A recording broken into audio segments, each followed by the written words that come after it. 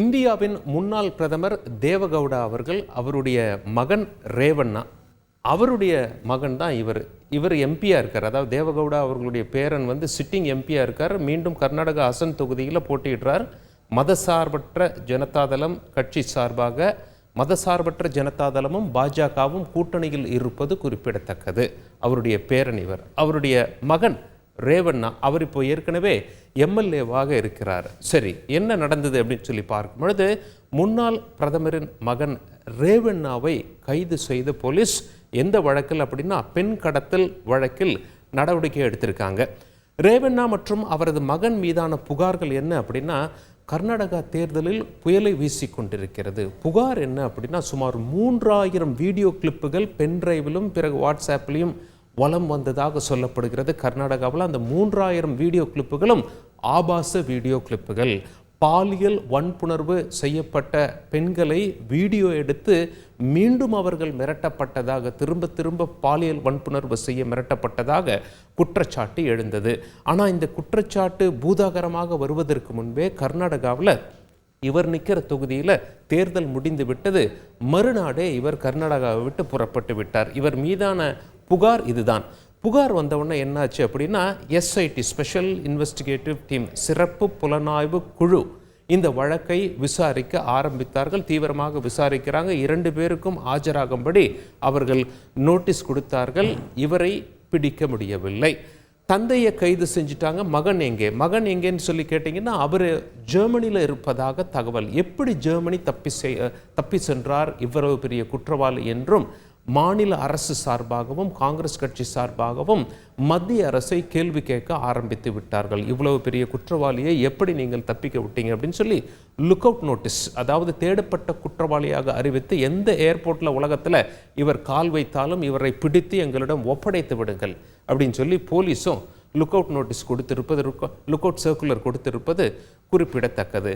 பண்ணை வீட்டிலிருந்து மீட்கப்பட்ட பெண் யார்? சரி, இப்போ இந்த எம்எல்ஏ அதாவது திரு ரேவண்ணா அவர்கள் கைது செய்யப்பட்ட சம்பவத்துக்கு வருவோம்.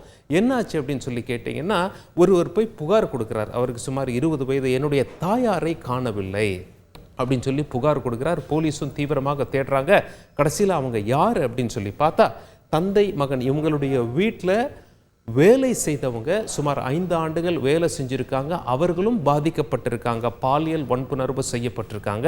எங்கே அவர்களை வெளியே விட்டால் உண்மையை சொல்லிவிடுவார்களோ என்ற அடிப்படையில் கடத்தப்பட்டிருக்கலாம் என்று சொல்லப்படுகிறது. எனினும் அவர்களுடைய வாக்குமூலத்தின் மூலம் நமக்கு தெரிய வரும், இவங்களுடைய நெருக்கமானவர்களுக்கு இருக்கும் ஒரு பண்ணை வீட்டிலேருந்து போலீஸ் மீட்டுட்டாங்க.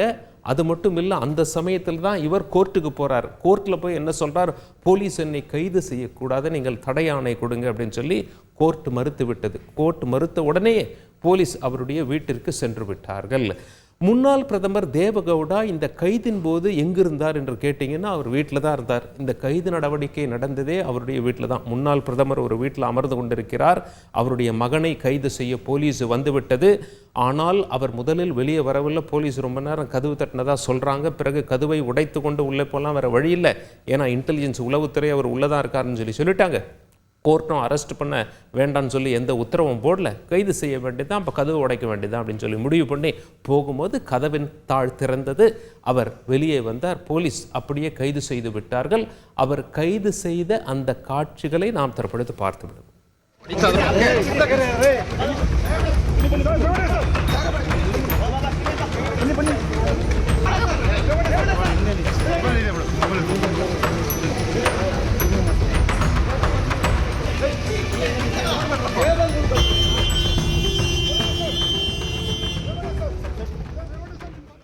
கர்நாடக தேர்தலில் இந்த சம்பவம் எதிரொலிக்குமா என்று கேட்டீர்களாயின், கர்நாடகாவில் மொத்தம் 28 தொகுதி, ஏற்கனவே 25 பாஜக கையில் வைத்திருக்கிறது. நாடாளுமன்றத்தில் ஏற்கனவே இருக்கை எண்ணிக்கையில், அதாவது பாஜகவை பொறுத்தவரை நாடாளுமன்றத்தில் தேவைக்கு மேலே ஒரு 30 வச்சுருக்காங்க. 272 எடுத்தால் ஆட்சி செய்ய முடியும் என்ற நிலை. கூடுதலாக ஒரு 30 சீட்டு கையில் வச்சுருக்காங்க. கர்நாடகா அந்த வகையில் மிக முக்கியமான மாநிலமாக பார்க்கப்படுகிறது. ஏற்கனவே பெற்ற வெற்றியை தக்க வைத்துக் கொள்ள வேண்டுமாயின் 28 சீட்டுங்க, 14 சீட்டுக்கு ஏற்கனவே தேர்தல் முடிஞ்சு போச்சு. அந்த 14 சீட்டுக்கு தேர்தல் முடிகிற வரைக்கும் இந்த விவகாரம் பூதாகரமாக வெடிக்கவில்லை. ஆனால் தற்பொழுது மீதமுள்ள 14 சீட்டுக்கு தேர்தல் நடப்பதற்கு முன்பாக இந்த விவகாரம் பூதாகரமாக வெடித்துள்ளது. சிட்டிங் எம்எல்ஏவும் கைது செய்யப்பட்டிருக்கார். மதசார்பற்ற ஜனதாதளம் பாஜகவோடு கூட்டணி வைத்திருக்கிறது. இந்த விவகாரம் கர்நாடக அரசியலில் மிகப்பெரிய தாக்கத்தை ஏற்படுத்தியிருந்தாலும் வாக்கு அரசியல் என்று வரும்பொழுது மக்கள் எப்படி யோசிப்பார்கள், எப்படி வாக்களிப்பார்கள் என்பதை நாம் தேர்தல் வாக்கு எண்ணிக்கை நாளன்று பார்த்து தெரிந்து கொள்ளலாம். செய்திகளை உடனுக்குடன் தெரிந்து கொள்ள உடனே சப்ஸ்கிரைப் பண்ணுங்க.